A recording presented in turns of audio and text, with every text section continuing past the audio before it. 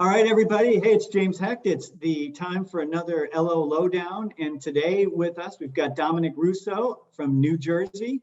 Dominick, thanks for joining us today. Thank you for having me. This is an exciting one. Dominick, I got to know Dominick earlier this year, and while he is very early in his career, I shouldn't say very early, he's been doing this for a while, but you'll get the picture from him. He has just had phenomenal success. But what's really exciting is his path to coming into the mortgage business. And it's something that I know will resonate with everybody, both in terms of what he did and then how he got in the business. So Dominick, I'm excited about it. Well, why don't we start off and say, how did you get into this crazy business? Well, I mean, I was in college. I graduated during the recession. Mortgage is one of the industries doing really well. I knew I wanted to do something kind of in finance. And I wrestled for Rutgers University, and I met Dominick Russo, who's been, kind of a mentor to me. And he asked, said, "Hey, we got a spot over here." I didn't even know really what they did. I said, "Okay, we'll give it a shot." And it was very interesting at that time. Because it was like, we basically caused the whole thing went down. That, you know what I mean, as an industry. So there was just a lot of changes happening, but was something that I wasn't really even sure if I was going to stick with because it was so tough to start. Yeah. But then I started to gain some traction and more confidence in myself and everything like that. And I'm glad that you did. So you're not alone. There's a lot, I'm glad you brought that up, Dominick, because there's a lot of individuals early in their career that are going to watch this and are saying, it's not easy. It is hard. And, you saying that, you've obviously now achieved success, but saying that, you questioned it is it's humbling. And I think for people to hear that, it will be encouraging for them. And, I was referencing, we were doing another one of these interviews, and that individual said, they had a dream to get into the business and were working hard building, and they were waiting tables at night, right, to drive it, right? I mean, it's not easy. I bartended when I first started. I wasn't making much money. See, there you go. This, thank goodness for restaurants to fuel mortgage bankers as they get rolling. So just a little bit on that, I think for the team, your comment, first of all, a lot of people may, at this point, they may know Dante, but Dante's our newest regional up in the Northeast, in the New Jersey, into Pennsylvania. And so we're excited. Not only did he, help you get your start, and as a mentor, he's now going to have, I guarantee you, an even wider net on a lot of people in that role as a regional. And I just think it really hit me as a story is, Dante working, as a former Rutgers wrestler himself, working with the program and, finding someone like you, kind of identifying that talent, and then you taking a leap. It's one of the greatest parts of what we do is having a mentor along the way. And I'm 100% certain that you probably are already doing it, and if not, you will do the same for others coming in, and that's the best part about what we do. So tell me about, so your business now, you've been, up and running. You came in the middle of the financial crisis, which is, or aftermath of that, which is tough. I'm hoping you didn't read or watch The Big Short before you started, because that would have. I didn't. Yeah, I had a background, but I was just so naive. I was never dumber than when I came out of college. You know what I mean? Like, you just start learning like real world stuff, and it was just like, it was a big learning process. Yeah. So fast forward now, as you've got your, I mean, you just did, and I shouldn't say just, you've been building it over the years, but that's the hardest part is those kind of getting your referral sources. So, tell us a little bit about how you went about building that, that base of business. And obviously it's going to continue to grow, but what are some of the things that you did to get it to where it is today? I mean, it took a while, some people are super comfortable going in those realtors offices and, kind of just, move or shake. I wouldn't even consider myself that kind of guy as far as, social. But one thing I do care about is quality, and working with Dante and Michael, his brother, also a huge producer here. They told me a lot about the difference between good business and bad business, or a lot of business versus, sometimes a lot of business, bad business still, depending on how you're going about it. And it's about just kind of building a reputation based on quality, which takes a little longer than just going straight to numbers, just as many people as you can get. But it actually works out to a point now where, it just kind of feeds itself. You do a good job for people, you go above and beyond, and you just build this reputation, and people end up marketing for you. Yeah. You know what I mean? You do enough Yeah. for a person that means, you might break your butt for 10 people, and maybe only one of them appreciates it as much as they probably should. And that one person will leave 10 other people. Yeah. The other 9 will still be like, oh, it took too long. Right. Whatever. You know what I mean? Yeah. Yeah. Wow. What about, is there anything, there's just, as we just talked about, it's hard. Is there anything as you think about, if word of advice to somebody who might be you 5 years ago on, you just described how you built that up and it takes the time and the effort. Is there, 1 or 2 things that you would, give them as advice to help, either stay on the path or get it done faster, or just anything that you think might help them as they build that up? I would say, especially since, I noticed more generations, especially, I don't really run into a lot of young loan officers too often. Right. If someone were coming out of college now, or even, my age, it's people are more comfortable kind of being behind social media, computer, stuff like that. But I still think that the best quality relationships are made in person, or, if not in person, over the phone versus text or email. It's just the more actual contact you can have with a person, the more solid the relationship is going to be. And it's especially as a younger person who's used to certain things, like, like everything tech, it makes a big difference over time, but it's something you won't see right away. Yeah. So, build a strong foundation, and also don't pretend to know something you don't. Don't be afraid to say, I can get the answer for you, instead of trying to sound smarter than you are, because that'll never work. Yeah. Well, what's interesting, you being in the millennial generation, and I'm sure you've heard the stat, 62% of Caliber retail customers of home purchase last year were millennials, right? And that's, we're almost 14% over the industry average, which is just under 50. And I think, what you're pointing out is what we see in all of the research is this generation has access to any kind of, they can Google, and you can Google, you can find anything online. What they can't always get is somebody who can filter out all that noise and get them, with true answers. And I think, you've really hit on probably a huge opportunity for any loan officer, but particularly in your case, serving your generation. So that's, I'm sure you run into that often. Sure. What about, so technology, clearly it's something, no matter, it's not just our industry, it's the world, right? Is there any piece of, technology that, you use that you think has made it easier somehow, whether it's, some silly little app or some big software system, anything that you recommend that has helped you?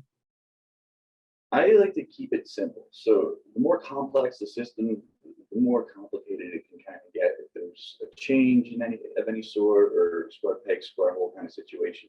So as far as tech, the one thing that I have benefited from greatly is Excel.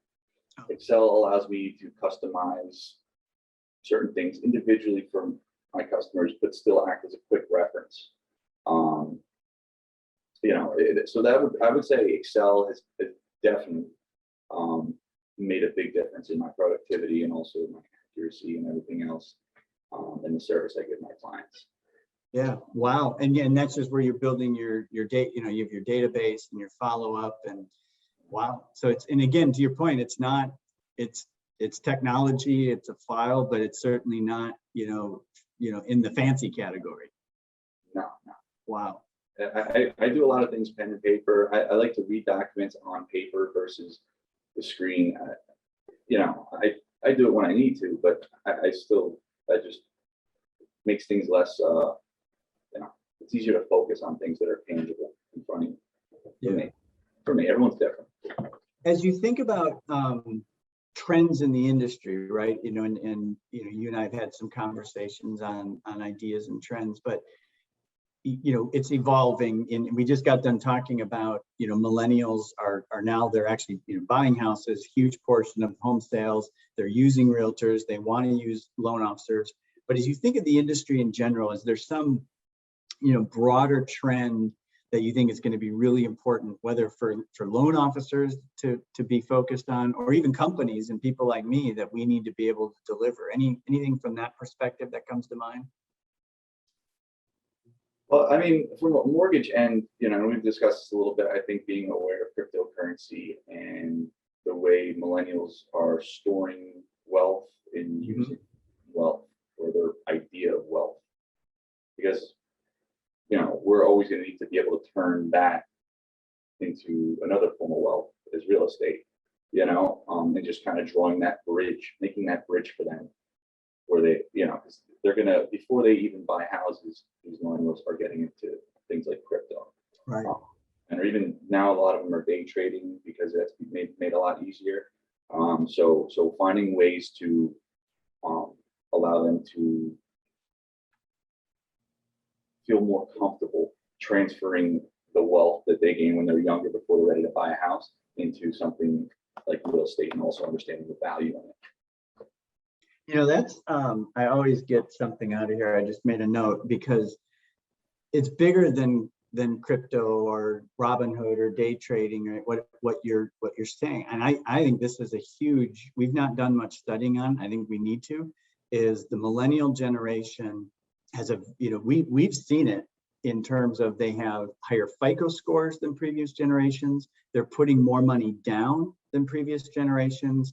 And you're adding another element that as an industry, we really do need to be focused on is how, their view of wealth and savings and what they're investing in is different, than the previous generations. And how do we give them the advice, et cetera, to your point, transfer that wealth from whether it's crypto or anything else into that home ownership journey, and spending time to be able to explain the benefit of the real estate as much of your investment and your wealth building as your crypto account. And so I think it's a fascinating observation that psychologically, that's where they have to draw the connection, I think.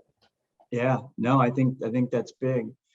So what about, this one I always think is fascinating on the answer, and that would be, your relationship with operations, right? So obviously you have to work with your processor and your underwriter and closer. Any tips for people, things that you've learned, maybe you learned the hard way, maybe you learned the easy way, but on that relationship? I check my emotions when dealing with it. It's true, because vinegar gets you nowhere with anybody usually, even if you're right. And when I started off, I would think, oh, I'm right, so what does it matter? What does anything else matter? But dealing with people and knowing how certain, and also kind of getting to know them a little bit, like my operations staff, I spend time on the phone talking to them about life sometimes for a little bit, not taking up too much company time, don't worry. But like, you get to understand them a little bit, and how, maybe they have other stressors going on in their day, whatever. So you just hit them like a freight train because you think your file's the most important thing. They're human. So if you understand where they're coming from, and a little honey can get you a long way. Yeah. And you don't have to come in there like a bull in a china shop.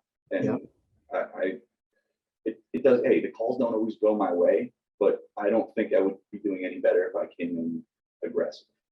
It's great advice. I would tell you probably 75% of the interviews that we do like this, in some form or fashion, that's the advice. And it's one of the hardest. It's, is it easy to be that way? Absolutely. But it's hard because people just, whether it's emotions and look, we're salespeople. We don't want to hear no, right? So it's positioning.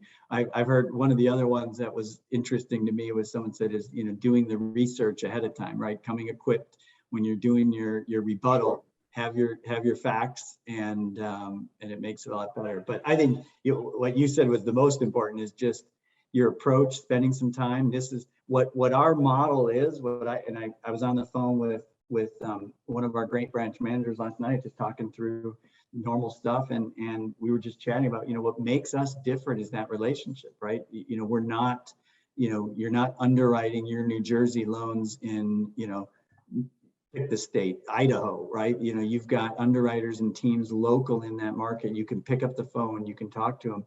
That is our model. We're in a commodity business, and we're selling service. And so your ability to understand that and build those relationships is critical and key. So fascinating. All right, now for the hard questions. These are the personal. So, what was your first paying job? I worked with the grounds crew at my high school over the summer. So like doing baseball fields and any yard work needed to be done. I just drove around the golf cart and probably damaged it significantly. Okay, I have not had a groundskeeper yet. That's a good new one. What about this one always, so morning routines, right? Everyone, that's like the big hot topic. Anything that you have in a morning routine that you think sets you up for success? Waking up is number one. Yeah. Number one. So I mean, depending, recently I had a little bit more fun over the summer just because of COVID, everyone getting locked up, I did more traveling. So I'm just getting back to my regular routine where I feel most comfortable, which is 5 a.m., 5:30 maybe. Drag myself out of bed, go to the gym. And it doesn't have to be a crazy workout. It doesn't have to be anything intense. It just has to break a sweat, get the blood going, half hour, nothing crazy. That sets the tone for the day. And if I get that out of the way, everything else is easier. Because they call it swallowing the frog in business, right? Yeah. All you want to make or whatever, just get the hard part out of the way. So then after that, I just go home, get dressed, shower, all that stuff. I grab a coffee on the way into the office. I still prefer going to the office. I think I work better separating the areas. And then I'll check my pipeline. First thing when I get in my current pipeline, answer any emails I missed overnight because everyone likes to email at 2 a.m. And then I go with my whatever new tasks are that day. Yeah, good. It's very, I think what I hear in there is discipline, right? And regardless of what that routine is, stick to it and discipline and whatnot. Why don't they like hiring wrestlers? Yeah, exactly. The discipline, yeah. And I am 100% behind that. You're a runner, you understand. That's right. So what about if you were not a mortgage banker, now that you're an adult and serious businessman, but if you weren't a mortgage banker, what would you be doing? I'd probably I'd be a professional wrestler. So I didn't want to bait with that, but yeah, so maybe tell a little bit about the story, how we may have seen you on WWE one day. Yeah, so I was a pretty highly ranked wrestler, Division I, my senior year, Rutgers, and got recruited by the WWE. Some names that people probably know, like the ones who reach out to you and flew me down there to try out and offered me a contract. And, I was never really comfortable with like show business. It was fun, right? So I turned that down, and then like a year or two later, they randomly out of the blue called me again and offered me more money. But it was still, I just couldn't wrap my mind around being in the entertainment industry.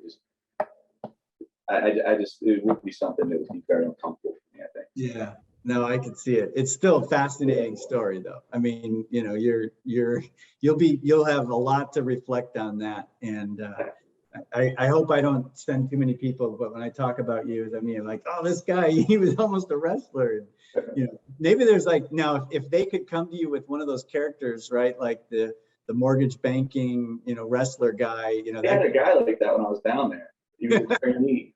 I was like, that's not me. It was just during the Jersey Shore era. I think that I knew what they were recruiting me for. Yeah, that's funny.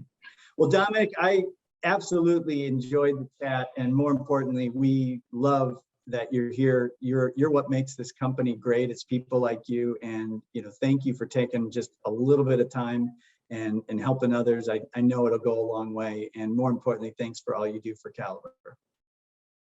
And great talking to you as well. Thank you for everything you do for us. Awesome. Weekend.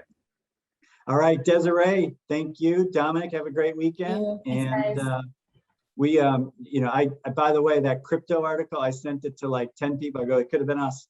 So I don't know how they actually, so my idea was like using the funds, but I don't understand how that's even possible that they're accepting it as payment. I would have asked you to do that because I would have thought, no, you can't even pay your taxes in Bitcoin. How do you pay your mortgage? You know what my guess is? My guess is they will probably get one person that actually wants to do it, Right. and they'll work their way through. I 100% think it was a publicity play, just like you were promoting, and guess what? It worked. And We'll see if it works. Maybe it doesn't help them. well, there's another. I wrote down your transfer wealth. I think there's a better way to incorporate pieces of that, and I think that's a big tip. So Desiree, you're going to be hearing from me on that one. Yeah, we actually talked about it in a huddle yesterday. So That's good. Awesome. All right, have a good weekend, buddy. Take care. thanks. Bye. Thank you for tuning in to the Home Connection podcast from Caliber Home Loans. Please see the show notes for links to topics discussed in this episode, and be sure to subscribe wherever you listen to podcasts.